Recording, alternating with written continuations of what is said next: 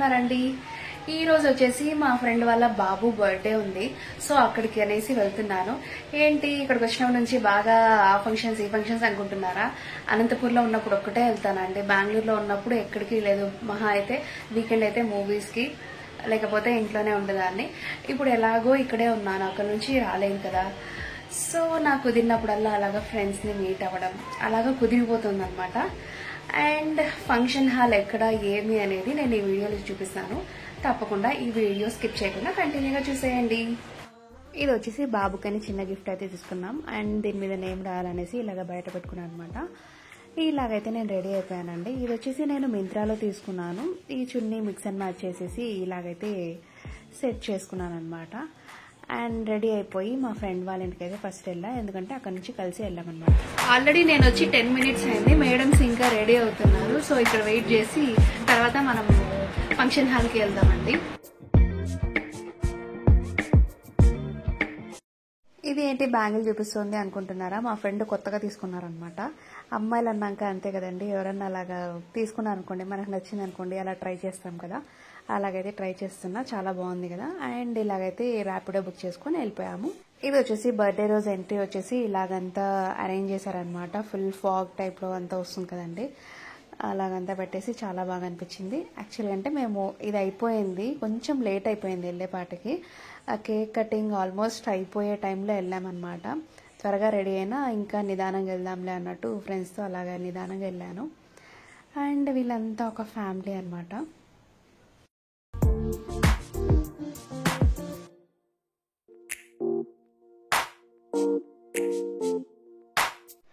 వెళ్ళంగానే ఇలాగా Musk melon juice and cutlet అయితే ఇచ్చారు. టేస్ట్ కూడా చాలా బాగుంది. అవి కూడా తీసుకున్నాం అనమాట. తీసుకొని కాసేపు అలాగా కూర్చున్నాము.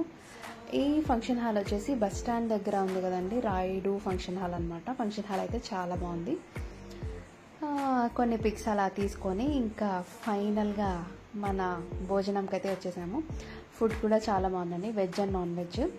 సో నేను యాజ్ యూజువల్గా వెజ్జే తీసుకున్నాను అనమాట. ఓలిగా, బెండకాయ, పలావు అండ్ బేబీకార్న్ కర్రీ, గుత్తొంకాయ, అన్నం, పప్పు, రసం, వడ, చట్నీ, పూరి ఇవి పెట్టారు.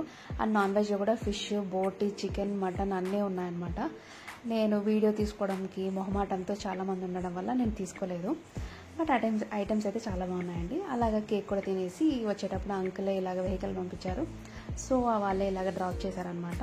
అలాగైతే ఇంటికి వచ్చేసా. అండ్ రిటర్న్ గిఫ్ట్ వచ్చేసి ఇలాగ స్టీల్ బాటిల్ ఇచ్చారు. ఇది కూడా చాలా బాగుంది. అండ్ కాసేపు రెస్ట్ తీసుకొని అలాగా ఈవినింగ్ లేచి చూసేపాటికి అమ్మ ఇలాగా డ్రై ఫ్రూట్ లడ్డు ప్రిపేర్ చేస్తున్నారు. సో చిన్నగా అలాగ వీడియో తీసుకుందాము. ఎవరికైనా ఇంకా నేను ఆల్రెడీ ఒక వీడియో పెట్టున్నాను, ఎవరైనా తెలియని వాళ్ళు ఉంటే కూడా యూజ్ అవుతుంది అనేసి ఇలా తీసుకున్నాను అనమాట. మీ ఇంట్లో ఏమి డ్రై ఫ్రూట్స్ ఉంటే అవన్నీ చిన్నగా ఇలా చేసుకోండి. నేనైతే బాదం, కాజు, కిస్మిస్ అండ్ వాల్నట్స్, పంకిన్ సీడ్స్,